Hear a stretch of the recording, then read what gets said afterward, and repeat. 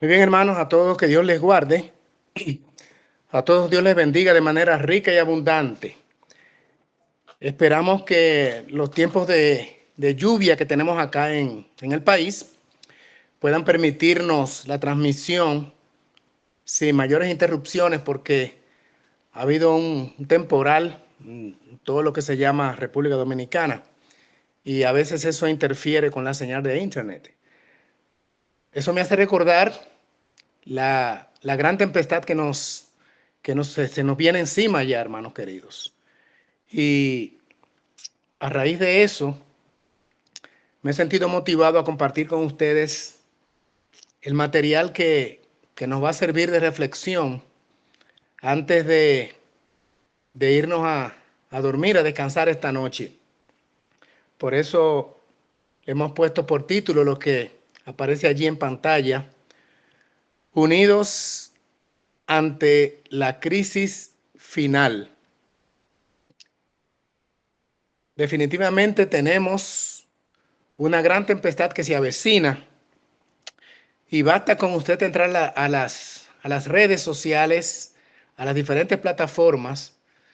Usted entra allí a YouTube, por ejemplo, y aparecen centenas de mensajes, de informaciones, sermones, estudios relacionados con la proyección que hay alrededor de los acontecimientos últimos que se han suscitado en el mundo, conectados con las elecciones del 5 del presente mes, y también los giros que han dado los actos bélicos que se están desarrollando en diferentes partes del mundo, particularmente Rusia, Ucrania, y también allá en el Medio Oriente, Israel, Palestina, Líbano.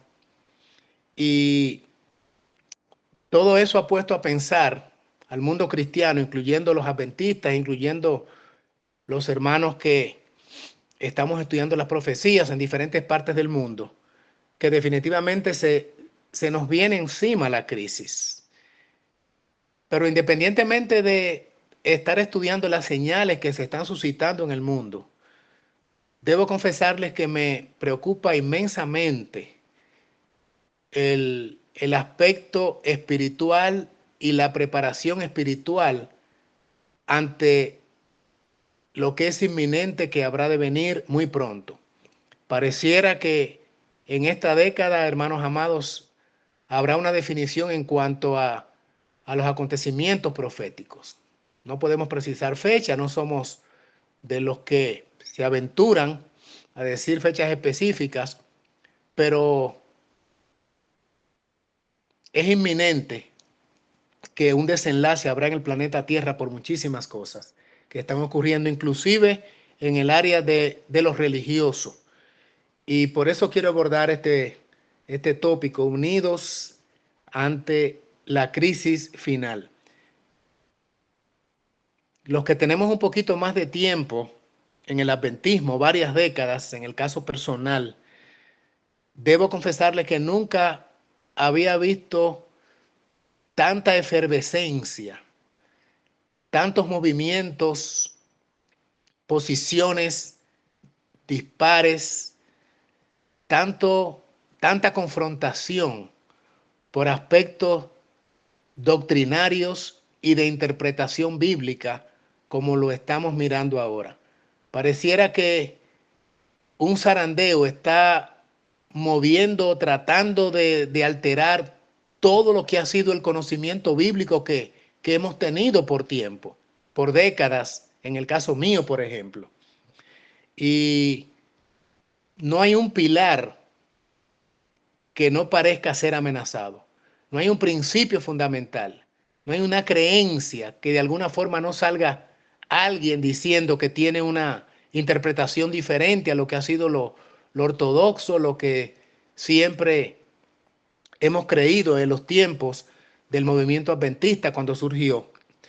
Y para mí es una señal más también, independientemente de lo que está pasando en el mundo, con las guerras, con los movimientos políticos, la inseguridad ciudadana en casi todos los países, la problemática financiera, las amenazas que se yerguen sobre toda la humanidad, sobre los acontecimientos en el orden social, militar, bueno, pero independientemente de toda esa realidad, no hay duda de que también debiera preocuparnos mucho las herejías que se están suscitando, la apostasía dentro del profeso pueblo, la indiferencia que se nota en muchos sectores en relación con las profecías que se están cumpliendo, que para algunos no es simplemente más que, bueno, lo que siempre ha ocurrido,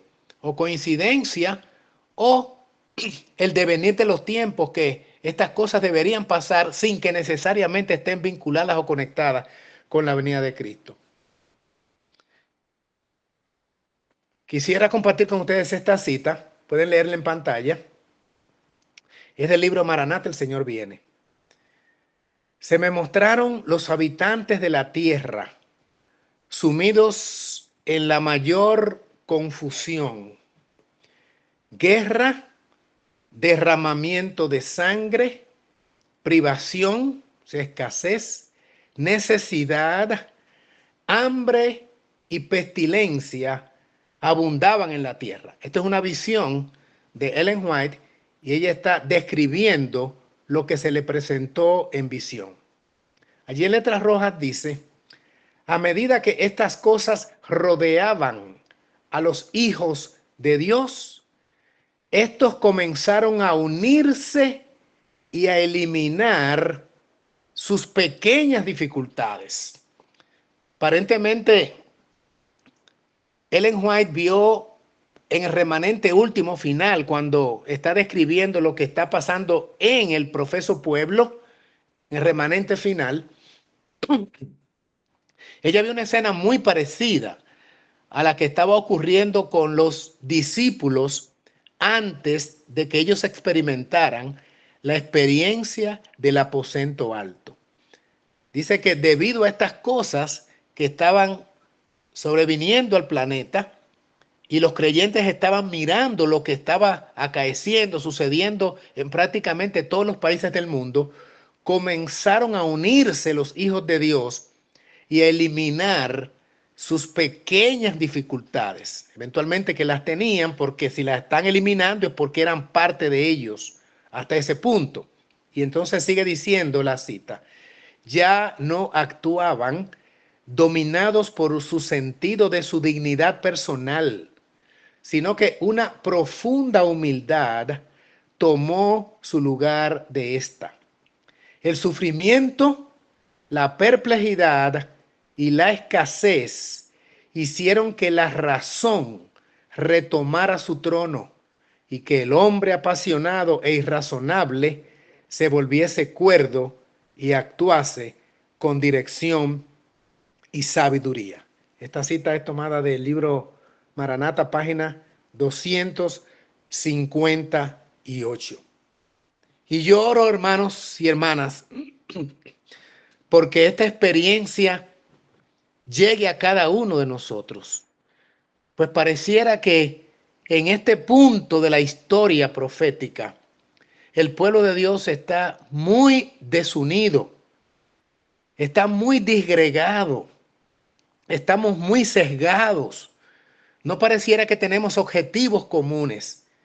Parece que la dificultad, la crisis, la angustia, la escasez, el sufrimiento y la perplejidad serán necesarios para que nosotros retomemos, como dice allí, que la razón retome su trono y que el hombre apasionado e irrazonable vuelva a ser cuerdo otra vez. Miren esta otra de Testimonios, tomo 6, página 401.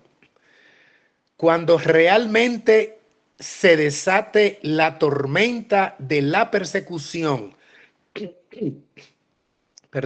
sobre nosotros, las verdaderas ovejas oirán la voz del verdadero pastor. Los hijos de Dios avanzarán juntos y presentarán al enemigo un frente unido. Testimonios tomo 6, página 401. Oro al Señor, insisto, para que esta experiencia pueda ser real dentro del pueblo remanente de Dios en esta etapa de la historia donde estamos al borde de los grandes acontecimientos. Una más. El testimonio de todo creyente en la verdad ha de ser uno. Todas vuestras pequeñas diferencias que hacen surgir el espíritu combativo entre los hermanos son artimañas de Satanás. Voy a repetir esa línea otra vez.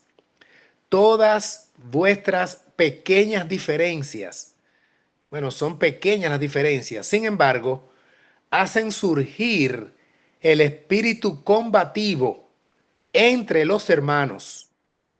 Son artimañas de Satanás para distraer las mentes del asunto grande y terrible que tenemos delante. Ahora hay un ferviente trabajo que hacer. Ahora es el tiempo en que podéis manifestar vuestras cualidades de soldados, que el pueblo del Señor presente un frente unido. Esa expresión la habíamos visto en una cita anterior. Que el pueblo del Señor presente un frente unido a los enemigos de Dios, de la verdad y de la justicia. La oración de Cristo a su Padre, contenida en el capítulo 17 de Juan, ha de ser el credo de nuestra iglesia. Nos muestra que nuestras diferencias y desuniones deshonran a Dios. Dios no es honrado cuando nosotros nos estamos peleando por menudencias, por interpretaciones, por puntos de vista, donde muchas veces el orgullo prima y donde no queremos ceder nuestras posturas porque entendemos que eso significaría que somos menos que el hermano al cual miramos como un contrincante. Yo le he dicho muchas veces a mis amados en reuniones, en diferentes círculos de estudio, que cuando hay un punto de confrontación y el Espíritu Divino viene sobre usted y le muestra que tal vez debe ceder en un área porque hay mucha luz en la presentación del hermano y usted lo mira de otra forma, usted no ha perdido el debate o la discusión como algunos piensan. Porque si el hermano estaba en la razón, entonces él no ha ganado nada, porque ya tiene esa postura. Usted, que no veía el cuadro completo, es realmente el que ha ganado, aunque tenga que deponer una postura que tenía anteriormente. Y la vida cristiana no se trata de ganar disputas o de interponer mis posiciones como las correctas y que son superiores a la de los demás. La vida cristiana, hermanos queridos, no se trata de debates, ni de posiciones, ni de que mi interpretación bíblica es más sólida o más fuerte que la tuya, y tengo mayores argumentos, y el peso de la evidencia, en mi caso, demuestra que yo tengo la razón y tú estás equivocado. Porque no se trata de instituciones, no se trata de conocimiento intelectual, teórico o académico, no se trata de los degrees que he obtenido o los diplomas que he ganado intelectualmente o la formación académica que pueda tener un hermano en relación con el otro. La vida cristiana exitosa depende de cuál es mi relación con Cristo, el Hijo de Dios. Y si el carácter del Hijo de Dios está siendo transmutado a mi persona, si yo estoy ascendiendo la escalera de la fe y los peldaños que estoy ascendiendo me están acercando realmente a Cristo o si estoy descendiendo en la escalera de la fe, alejándome del modelo perfecto que es Cristo Jesús. No se tratará de cuál domina mejor un tema en específico, aunque por supuesto debemos conocer la verdad tal cual es en Jesús y dar razón de la fe que hay en nosotros y la fe dada una vez a los santos. No estoy diciendo que no estemos sólidamente fundamentados en la enseñanza escritural inspirada.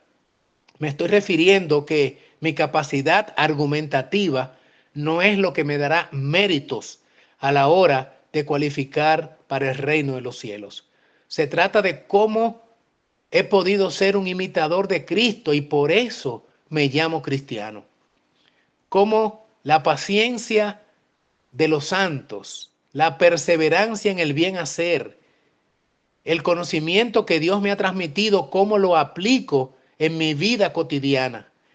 Cómo la gente puede ver en mí que yo realmente vivo en Jesús y que mi experiencia cotidiana refleja que mi mente está siendo fundida y está fusionada realmente con la de Cristo, porque ya no vivo yo, sino que Cristo vive en mí y eso lo manifiesto en la manera en que converso con las personas, en mi trato diario con mi prójimo, en mi vocabulario, en mis conversaciones y hasta en mis pensamientos íntimos que solo Dios conoce.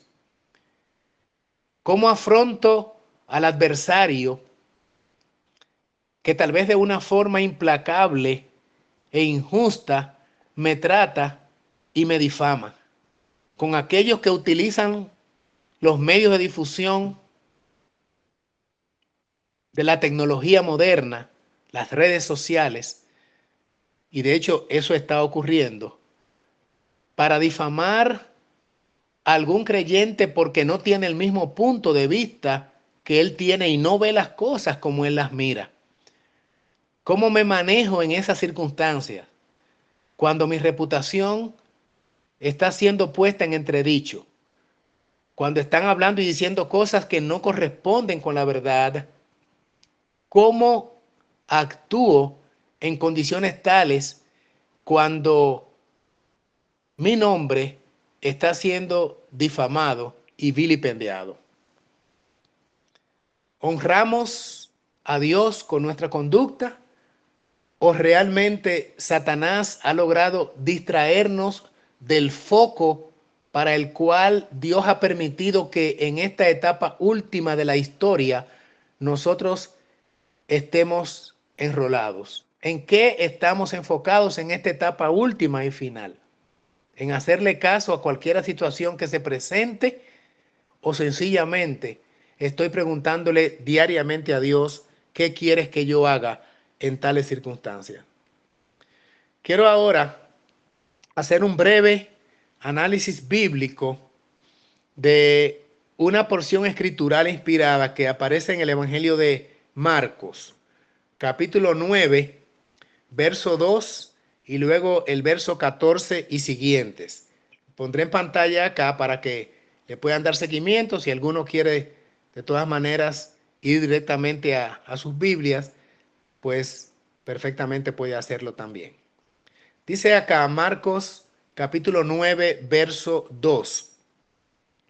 6 días después, Jesús tomó consigo a Pedro, a Jacobo y a Juan, y les hizo subir aparte, a solas, a un monte alto, y fue transfigurado delante de ellos.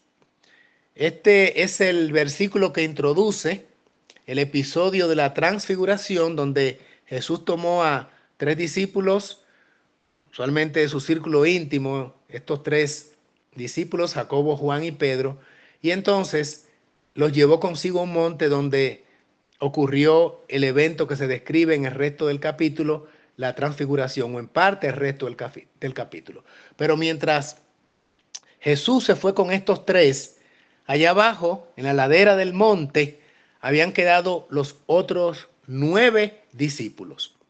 Cuando termina el evento de la transfiguración, que no es el punto que vamos a resaltar ahora, entonces Marcos 9:14 y versículos siguientes dice qué ocurrió allá abajo mientras Cristo estaba en el monte de la transfiguración. Leemos. Cuando llegaron a los discípulos, Cristo y los 3 discípulos que él tomó con él, vieron a una gran multitud alrededor de ellos y a unos escribas que disputaban con ellos. Verso 17.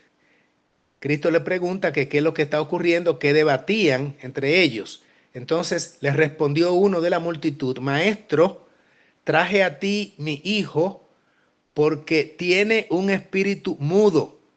Esto es Marcos 9:17. Verso 18. Y donde quiera que se apodera de él, lo derriba, echa espumarajos y cruje los dientes y se va desgastando. Dije a tus discípulos que lo echasen fuera. Y ahora el texto termina con una declaración muy vergonzosa. Pero tus discípulos no pudieron. Marcos 9:18.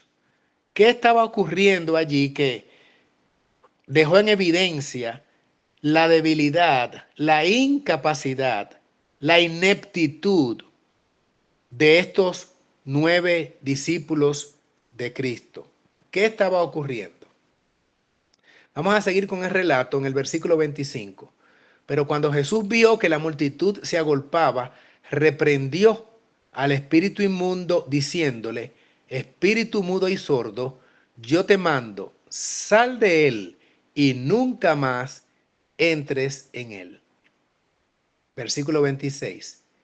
Entonces, clamando y desgarrándole con violencia, el espíritu salió y el muchacho quedó como muerto, de modo que muchos decían: está muerto.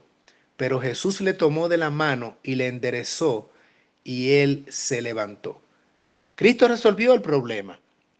Lo que no pudieron hacer los 9, sencillamente con una orden directa, fue resuelto. El espíritu satánico abandonó al joven que estaba poseído, volviendo este a la normalidad ante el asombro de la grande multitud.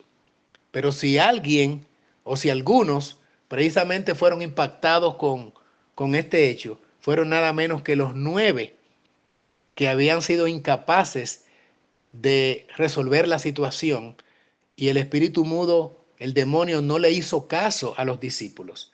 Así las cosas, termina esta escena. Cristo y sus discípulos, ya el grupo completo, abandonan el escenario y llegan entonces a la casa, y cuando él entró en casa, sus discípulos le preguntaron en privado: ¿por qué no pudimos echarlo fuera nosotros? Marcos 9:28. La respuesta de Cristo: él les dijo, este género, esta clase de demonios, con nada puede salir sino con oración y ayuno. Este mismo relato aparece en Mateo y Cristo le dice: no pudieron hacerlo por vuestra falta de fe. Aquí en Marcos dice: este género con nada puede salir sino con oración y ayuno. ¿Qué ustedes piensan, hermanos, hermanas? ¿Estaban los discípulos preparados para confrontar al diablo? Evidentemente que no. Evidentemente que no.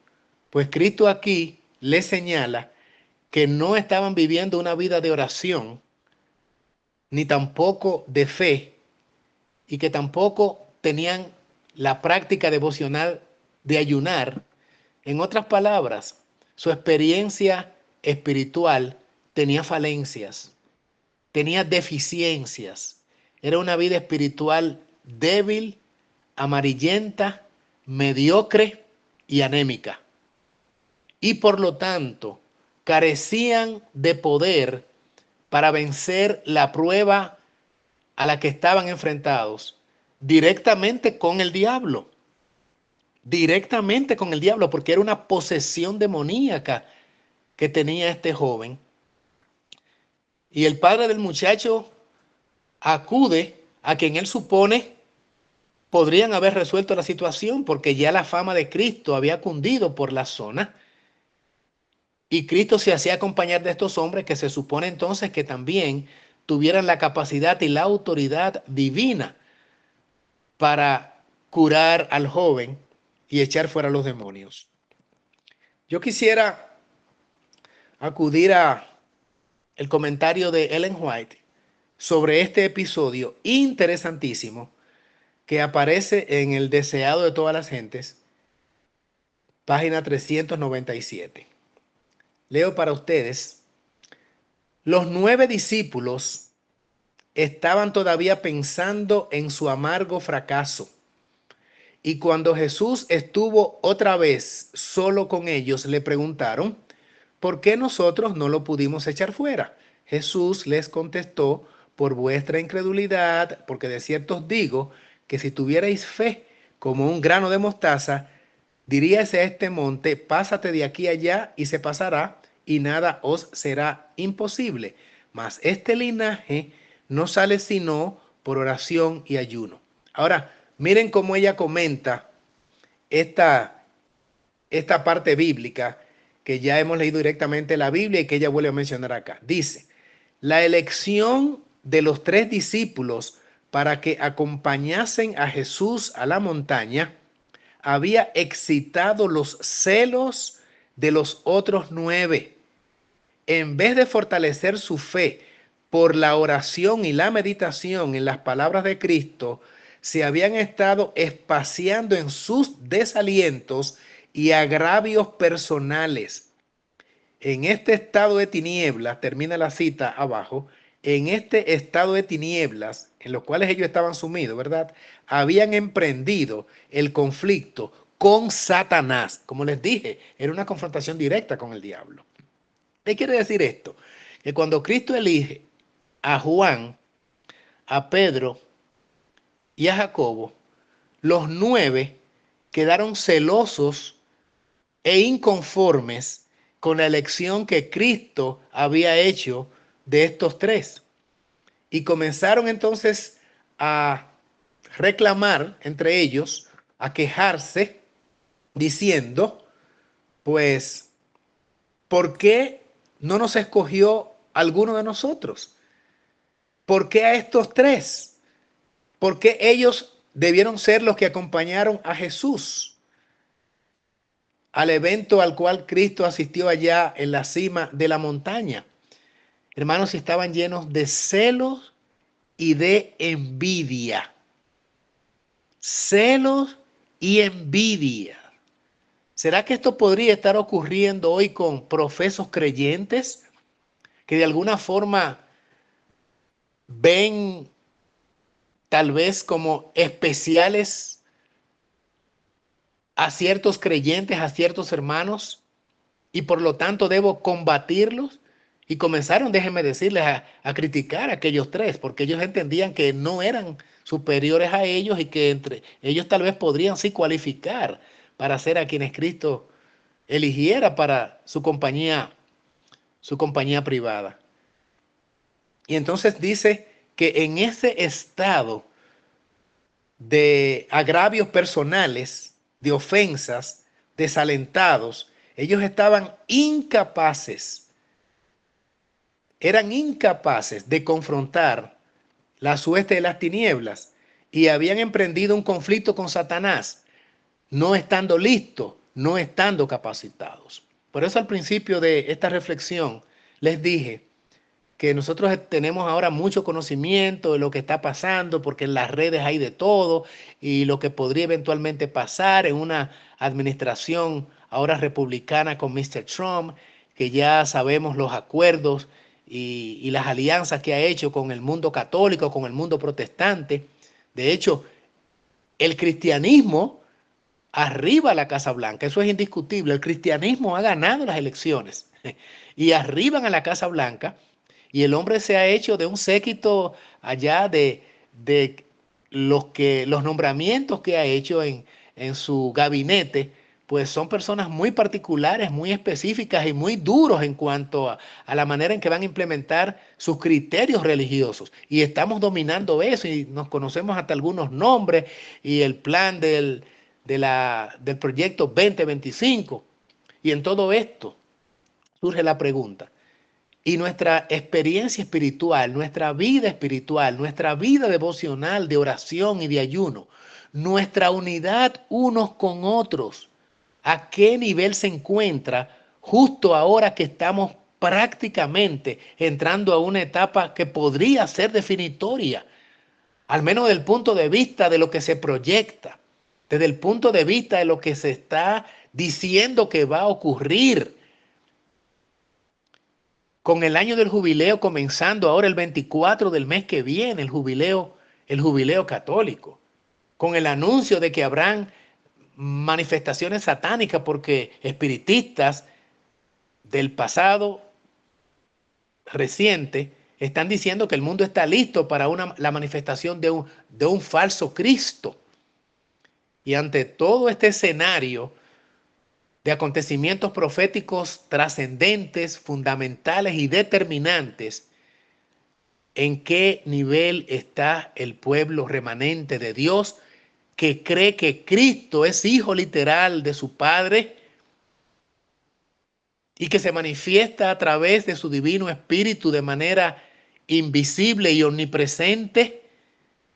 Que conocemos cuál es el estado de los que fallecen, porque la Biblia lo enseña de manera clara y contundente, que creemos en la vigencia de la santa ley de Dios y que el séptimo día es el día de reposo bíblico legítimo y que creemos en el santuario y en el trono de Dios donde está el Padre y su Hijo a su diestra, y que entendemos que las profecías bíblicas han alcanzado su culmen en esta época en la cual estamos viviendo.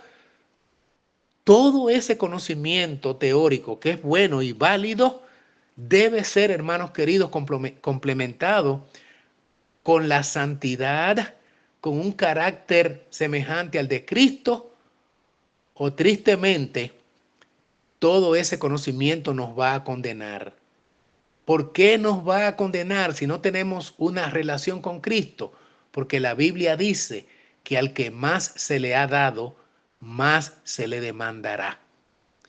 Y si hay un pueblo que ha recibido mucha información escritural inspirada, además tenemos los testimonios que despliegan con una claridad meridiana el acontecer profético y especialmente esta última etapa de la historia humana.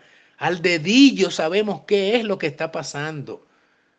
Y nosotros podemos abundar cuando escuchamos comentarios, por ejemplo, en la televisión de periodistas, de analistas socioeconómicos y de la realidad mundial en las noticias. Nosotros podemos decir, a él le falta algo, y es la interpretación bíblica que sobre los acontecimientos él está tratando de explicar, que lo tratan de explicar de una manera sociopolítica, económico, científica, pero no del punto de vista bíblico. Y sabemos que es una interpretación, por lo tanto, con muchas, vamos a decir, imprecisiones. No está completa la interpretación o el comentario político que hacen en la televisión los analistas, porque no tienen el cuadro completo de la revelación divina. Nosotros creemos que sí lo tenemos, porque somos estudiosos de la palabra de Dios. Pero aquí lo importante no es cuánto dominamos los acontecimientos que se están suscitando, sino cómo está nuestra vida devocional, nuestra relación con Cristo, con nuestro Padre Celestial. De qué manera reaccionamos, como decía hace un rato, cuando somos desafiados directamente en nuestras personas por inclusive hermanos creyentes que se dicen ser de nuestra fe y hasta de nuestras mismas posiciones interpretativas en muchos aspectos, pero que en otros puntos de vista difieren. Entonces, hermanos, allí es que hay que sacar el temple de verdaderos cristianos, de verdaderos hijos de Dios. Sigue diciendo el deseo de todas las gentes en relación con el evento donde los discípulos fracasaron dramáticamente. Fracasaron. Dice, las palabras con que Cristo señalara su muerte les habían infundido tristeza y duda a los discípulos, ¿no? Y la elección de los 3 discípulos para que acompañasen a Jesús a la montaña había excitado los celos de los otros 9. Bueno, eso lo leímos. Entonces, esta cita del deseado entonces complementa y dice, a fin de tener éxito en un conflicto tal, debían encarar la obra con un espíritu diferente. Su fe debía ser fortalecida por la oración ferviente, el ayuno y la humillación del corazón. Debían despojarse del yo y ser henchidos del espíritu y del poder de Dios. Y esa es la experiencia, hermanos y hermanas amadas, por la cual yo oro a Dios que podamos nosotros alcanzar. Y los discípulos estuvieron en una actitud de disputa y de controversia prácticamente hasta después de la resurrección de Cristo. Porque hasta el mismo momento de la gran prueba de Cristo, ellos estaban tan desconectados con la fuente de la verdad y su experiencia espiritual era tan débil y famélica, era tan endeble, tenía tan pocas posibilidades de soportar la crisis que terminaron desbandados, uno por un lado, otro por el otro, negando a Cristo. Uno de ellos, por supuesto, le traicionó, pero el resto también huyeron despavoridos ante la amenaza que sentían de que a ellos pudieran correr la misma suerte de Cristo y pudiesen también ser apresados, azotados y eventualmente también crucificados. Y eso los llenaba de pavor y de terror, porque su experiencia espiritual era anémica. Independientemente de que habían estado 3 años y medio con Jesús, no habían experimentado lo que es realmente la experiencia salvífica. Esto ocurrió solamente después de la resurrección de Cristo, cuando tuvieron la experiencia del aposento alto. Y allí, hermanos queridos, llegaron durante esos 10 días todavía con muchísimos puntos de vista no claros. Todavía no entendían todo lo que era el plan redentivo. No captaban lo que era la experiencia del reino espiritual de Cristo, porque tenían otras ambiciones. Pero ocurrió, afortunadamente para ellos y para la posteridad que ha alcanzado hasta nosotros, la experiencia del aposento alto. Y durante esos 10 días, entonces, ellos dejaron de pelearse unos con otros porque había sido la normativa durante todo ese tiempo, durante todo ese trayecto, que ellos no se soportaban unos con otros. Tenían puntos de vista contrarios unos con otros. Tenían ambiciones egoístas, pensando que eran superiores a los demás y que uno de ellos debía ocupar el trono a la derecha de Cristo y otro a la izquierda, y que tenían más capacidad administrativa, que tenían más experiencia en lo que es el manejo de la cosa pública, que debían tener algunos privilegios por encima de otros por su tal vez experiencia de vida. Todo eso quedó de lado en la experiencia del aposento alto. Por eso, ante el inminente conflicto que se nos viene encima, quiero regalarles esta cita de Cristo triunfante. Debemos estar unidos en el conflicto, porque sabemos que el conflicto contra el príncipe de las tinieblas es constante y será recio. Dejen de luchar contra quienes profesan su misma fe. No ayuden a Satanás en su obra. Todo lo que tenemos que hacer está en otra dirección. Tu enemigo no es tu hermano.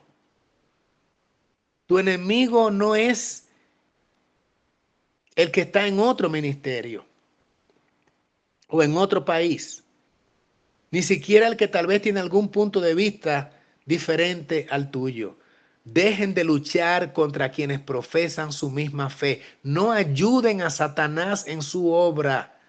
Todo lo que tenemos que hacer está en otra dirección. Lo primero que se registra en la historia de la Biblia después de la caída es la persecución de Abel. Jamás deberíamos ceder en el más mínimo grado al espíritu de persecución contra quienes están llevando el mensaje de Dios al mundo. Hermanos, si estamos mirando eso y algunos de nosotros sabemos que el diablo está empecinado en hacernos la guerra de una manera atroz. Hay situaciones muy dolorosas que se están dando en hermanos inclusive que pretenden o hacen alusión de que creen en la deidad, rechazan la enseñanza errónea de la Trinidad y sin embargo están luchando contra hermanos que profesan la misma fe. Podrían tal vez en algún momento, ojalá fuese así, escuchar la voz que le vino a Saulo. Saulo, Saulo, ¿por qué me persigues? Dura cosa te es dar patadas, coces, contra el aguijón, contra el blanco equivocado estás golpeando, se le quiso decir a Saulo. Y algunos están golpeando, hermanos amados, contra el blanco equivocado. Animo a mis hermanos y a mis hermanas, diferentes países, que se mantengan firmes en la fe independientemente de que el ataque venga de la casa, independientemente de que la guerra venga de sectores que nosotros nos preguntamos, pero ¿cómo puede ser que de este mismo círculo surjan aquellos que difaman, que destruyen la reputación, que tratan de hacer menguar la influencia de un siervo de Dios para que no llegue a ciertos sectores? He escuchado a algunos decir, esa persona no debiera estar predicando en las redes ni moviéndose de un lugar a otro porque tiene una posición determinada, porque cree en esto y porque no cree como como creemos nosotros y lo están descalificando. Hermanos, usted y yo no debemos descalificar a alguien suponiendo en nuestra manera de interpretar las cosas que el otro está equivocado. Dios en su momento se encargará de ellos como también se está encargando de nosotros. Les animo, sin embargo, a recordar que estamos en una guerra espiritual.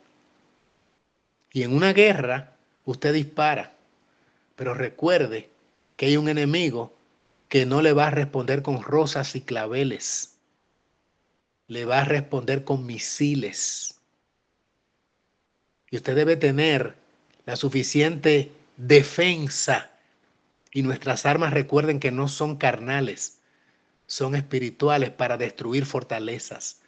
Es la armadura de Dios que debe cubrirnos, comenzando por la justicia de Cristo. Así las cosas, debemos estar en una postura y una posición donde entendamos que esta lucha espiritual no concluirá hasta que finalmente Dios mismo le ponga coto a ella, pero nosotros podemos ser más que vencedores teniendo la experiencia del aposento alto. Todas las pequeñas diferencias que levantan un espíritu combativo entre los hermanos y hermanas es un dispositivo satánico para desviar la mente de los grandes y solemnes eventos que están ante nosotros. ¿Qué crema de cita esa? Todas las pequeñas diferencias que levantan un espíritu combativo. Y vemos, hermanos, que tienen realmente ese espíritu, un espíritu combativo, satánico. Cuando surge eso entre los hermanos y hermanas, esto es un dispositivo, un mecanismo satánico para desviar la mente de los grandes y solemnes eventos que están ante nosotros. Y también para que nos distraigamos de nuestra labor de preparación individual y familiar y colectiva. Así es que, hermanos y hermanas, a quien Dios ha llamado en esta última etapa de la historia, no se dejen distraer por dardos encendidos en su contra. Mantengan alto la antorcha de la verdad, defendiendo la fe una vez dada a los santos. Y cuando haya que responder, responda con el así dijo Jehová, un escrito está. Y cuando tenga que hacer silencio, haga silencio, pero continúe en su función misional, en el cumplimiento de la misión. Los que profesan creer las verdades especiales para este tiempo necesitan convertirse a la verdad y santificarse en ella. Entonces la iglesia poseerá la vitalidad divina. Una pregunta amplia y atrayente ha de ser: ¿quién puede acercarse a la semejanza de Cristo? ¿Quién hará más por conquistar almas para la justicia? Ese debe ser nuestro interés, ser como Cristo, la semejanza con Cristo, el carácter de Cristo transmutado a mi persona. Y cuando esta sea la ambición de los creyentes, la contienda habrá finalizado y la oración de Cristo habrá sido respondida. Esto es carta 25b de 1892, pero también aparece en Cristo Triunfante, página 358. La consigna es, por lo tanto, hermanos y hermanas, unidos ante la crisis final, teniendo la experiencia de Pentecostés, la experiencia del aposento alto. Estén seguros en Cristo y estén también muy alertas, porque en la medida que avance el tiempo, el mes que viene posiblemente la prueba sea más fuerte que la de este mes. Y en enero y en febrero podría ser más fuerte que la que tuvimos en noviembre y en diciembre. ¿Por qué razón? Porque el tiempo se agota, se acaba el tiempo. Y las huestes de las tinieblas van a estar como león rugiente sabiendo que su espacio de tiempo es muy breve. Por lo tanto, estemos apercibidos sabiendo que el enemigo podría venir inclusive de nuestras propias filas y que a veces las pruebas y los ataques son más poderosos del mismo, de la misma casa, de los enemigos internos, como dice la cita, que de los enemigos externos. Unidos ante la crisis final, fieles hasta el fin, sin ceder un palmo en el camino, preparándonos para tener la experiencia del aposento alto, el refrigerio de la presencia del Señor.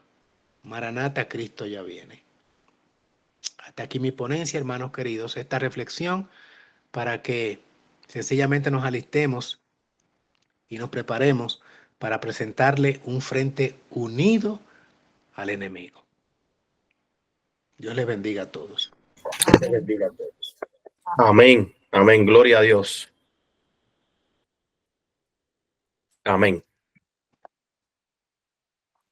Bueno, muchas gracias, pastor.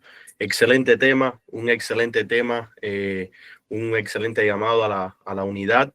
Y esto es verdaderamente lo que necesitamos en estos tiempos para poder proclamar el mensaje del primero, segundo y tercer ángel, para que el mundo entero sea alumbrado con toda la gloria de la palabra de Dios. Hermanos, muchas gracias por conectarse. Vamos a terminar con unas palabras de oración, así que les pido por favor que cierren sus ojos y se unan con nosotros para orar. Vamos a orar. Amante Padre que estás en los cielos, santificado sea tu nombre. Gracias, Padre, por este estudio. Gracias por tu palabra y el llamado que tú nos haces a estar unidos en la verdad que es tu Hijo Cristo Jesús. Te damos gracias, Padre, porque a pesar de todos los inconvenientes que el enemigo tira contra tu obra, tú siempre envías a tus ángeles con palabras de ánimo para que tu pueblo siga adelante, siguiendo el camino, la verdad y la vida. Y así nosotros podemos acceder a tu trono, Padre, a través de tu Hijo Cristo Jesús. Te damos gracias por los hermanos que están presentes y que seas con aquellos que no pudieron unirse y que podamos estar creciendo cada día más en el conocimiento de tu palabra, en la sabiduría que solamente proviene de ti. Te damos gracias por todas estas cosas y te lo pedimos todo en el nombre de tu Hijo amado, Cristo Jesús. Amén y amén.